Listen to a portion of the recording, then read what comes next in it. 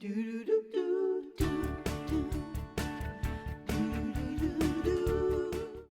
back, everybody. Here to explain the science behind mochi, one of Japan's sweetest imports. No, I'm kidding.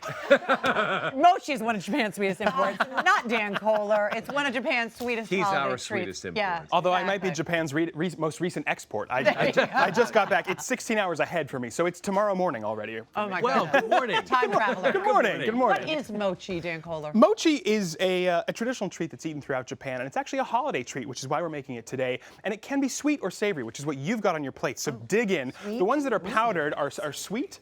And the ones that are grilled, that's called isobayaki, and those are the savory. Start with the savory. I'd start there. Savory. And mochi, believe it or not, was actually first made in 300 BC, and it started as a treat for royalty. And as you know, as the royals do, so do follow the rest of the people. So pretty soon, mochi became a very popular treat throughout Japan. But it's really it's a special treat because of the rice, because of mochi rice, which is what we've got here. Mochi rice is glutinous rice. But for everyone out there who's gluten-free, the interesting thing about glutinous rice, which you may know, is that there's no gluten in there. It's gluten-like. And so let's talk about that, because that's what's scientifically amazing here. When we talk about gluten, we're talking about a wheat protein. But glutinous rice actually is powerful because of the starch inside. So most rice has two different kinds of starch. There's either amylose or amylopectin, and there's a blend in most rices. But mochi rice is special because it's nearly 100% amylopectin. And when those starch granules are introduced to water, they absorb all of the water and then they explode. And they create this really luscious texture that's sticky and gooey, and that's what you're eating right now. Did you know all this stuff before you went to Japan? I didn't. We have some footage of you learning how to make this. I was very fortunate to travel to Japan and meet with some farmers, and they gave me a tour of their rice farm, and I learned so much from them. So this is what rice looks like when it's growing. It's almost ready to be harvested. You can see there's no water left on the ground there.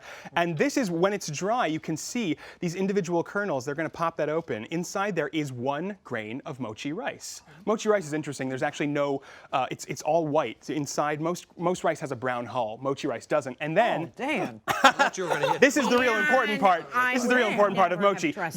You steam the rice, you soak the rice, and then you pound the rice, and this is incredible. It's done with an enormous, like 5-foot mallet and a giant stone bowl, and it's a 2-person job. Someone's got to slap it with water and turn it, and the other person pounds and pounds and pounds. It's a great workout. Is mochi rice more expensive than regular rice? No, you know, it's a specialty item, but you can find it these days at Amazon. You can find it at grocery stores. And if you're going to make this at home, what you want to do is soak your rice, steam it, and then use something like this. This is a molcajete. You can use a mortar and pestle, and this is the rice after it's steamed. And right here, I've pounded it for about 5 minutes. But here's really, honestly, this is what you're doing at home. You are just pounding those granules into. Take that anger out. That's right. That's right. And every once in a while, you're just going to drip a little bit of water in there. We lost dodgeball.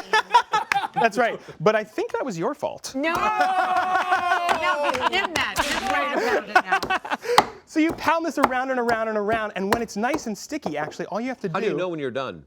Well, it's got a shiny texture, and it's nice and supple. So how long do you think? About 15 minutes, I'd say. Oh my gosh, that's a good workout. Yeah, you just squeeze off a little round. You put some water on your hands so that you can get it nice and smooth. And then you can just, if you're just going to keep these, you can just coat them in rice flour very lightly. Toss them around.